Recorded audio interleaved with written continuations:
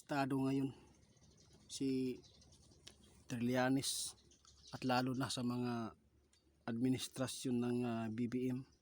Tungkol po ito sa nakita ng ating kaibigan. Alam po ninyo mga idol, hindi talaga si BP Sara ngayon ang nagpabigat sa Pilipinas. Alam po ninyo, hindi ako makapaniwala sa sinabi ng ating kaibigan. Guys, hindi ko na sana itong ipaabot, pero mas maganda mapaabot natin para hindi magpapatuloy ang mga tao dito sa pagkabulag. Kaibigan, bakit po, ano po ba ang nakikita po ninyo? Bakit ninyo ito nasabi? Na, alam po niyo mga idol, kahit nangyayari na po ang nakawan, binaliwala pa rin, mas inuna ang impeachment. Alam po niyo mga idol, hindi po talaga alam ng lahat kung bakit si Vice President ay laging ginigipit ngayon. Kasi alam po nila, pampolitiko ito mga idol. Takot sila mga idol. Kaya pinagsikapan po nila ngayon na mapataob talaga si Vice President dahil po sa 2028. Kaya para binabaliwala nila ang malita-malitang pira ngayon. Dahil po isa po sila naka-benepisyo doon. Yung mga taong nanggipit po sa kaya Sara Duterte. Hindi lang maganda dito, kahit nangyayari po yung gulo, nagpapatuloy pa rin dito sa atin ang impeachment. Alam po ninyo, si kaibigan mismo ang nagpahayag sa atin, baka maraming mabubulag dito. No? Nakakaawa po mga idol, hindi talaga si Sara Duterte ang nagbigay ng pasakit sa taong bayan. No? Kawawa. Tingnan po ninyo mga idol kung alin po dito ang mas inuna. Yung impeachment dahil sa politiko yan mga idol. Inuna po nila dahil sa politiko. Takot sila. Pag makalingkod si Sara Duterte, kawawa ang mga taong ito. Lahat kakasuhan at pwedeng makulong.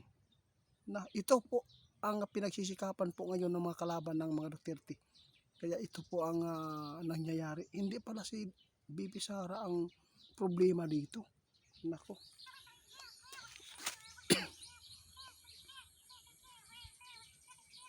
Oo nga. Kaya ipinapaabot namin ito mga idol para ang mga tao ba na baka may mga tao nabubulag o sa totoo lang, kahit sabihin pa ninyo sa amin maka Duterte, pero kitang kita po natin ang speech ni BBM mga idol sa maraming tao, hindi na maiintindihan, hindi na magandang lumalabas sa bibig niya. Anong nangyari? Bakit? Hindi nyo ba alam mga idol? Kung gusto ninyo sasabihin natin. Si kaibigan po ang ating isang gunin muna kaibigan. Hindi na normal ang utak eh. Kaya napakarami po ngayon ang nagbaba sa kanya. Diyos ko. Dahil kapag nag-speech ito, walang patutunguhan, hindi maganda. Kaya tandaan ninyo mga idol, kung imulat ninyo yung mata, nakikita man ninyo si Tatay Digong noon. Hindi po porket may patayan noon dahil sa tukhang ni Tatay Digong nung siya namuno, may mga kapulisan din po na sumuway sa utos, hindi ginawa ang tama. Yung iba patulad po ni yung gustong maggawa sila ng rebulto, Kian, no?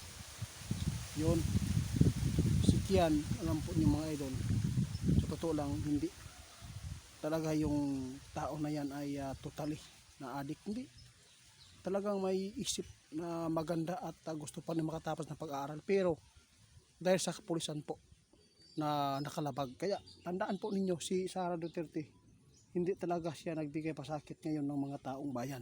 Yun po ang totoo. Ang nagbigay ng pasakit ngayon sila Dilima, Tililing, yung mga administrasyon po ngayon ni BBM, sila talaga ang nag-ano dito, sasabihin man ninyo o hindi, kasi mabuti daw si BBM dahil hindi po daw nag revenge sa mga pananakit na pananalita. Pero hindi po niyo alam, para siyang natutulog na dragon. O yun po totoo. Ano lang parang wala, pero sa totoo lang, sa isip niya at saka sa sikreto, ginagawa po niya ang hindi maganda sa mga Duterte. Tulad po ni Tatay Digong noon, siya po ang namuno, nilagay pa rin kahit pinagbabantaan na si Tatay Digong noon. Dahil po sa gusto ni Tatay Digong na mailibing po sa bayani si Marcos, yung tatay ni BBM.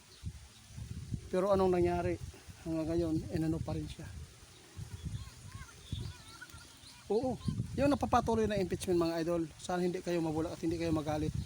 Dahil yan sa politiko, takot sila na makaupo si Duterte, kaya grabing paninira. Kung makaupo daw si Sara Duterte, wala daw magandang patutunguhan yung pamumuno ng mga Duterte dito.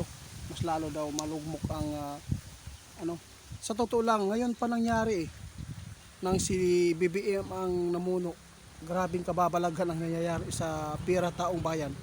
Kung mayroon man pong mga nakapagsabi na ang Duterte ay marami pong mga bilyonis ang tinago, sa totoo lang mga idol, lahat talaga ay mayroon pong ganyan na mga pero ikumpara natin, parang hindi naman masyado naapektuhan ang mga tao noon.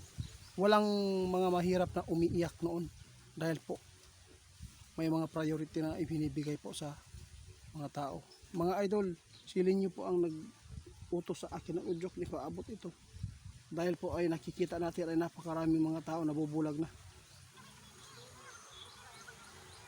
Oo, yung naghuhula, yung mga manghula na si Sara ay hindi daw makakaupo. Mali kayo. No, grabe po ang manghula ninyo. Parang ginawa ninyo yan para lang masiraan din.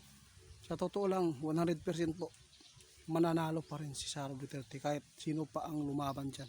Hindi na mapipigilan, kaya takot na po ang mga kalaban ni Duterte dito.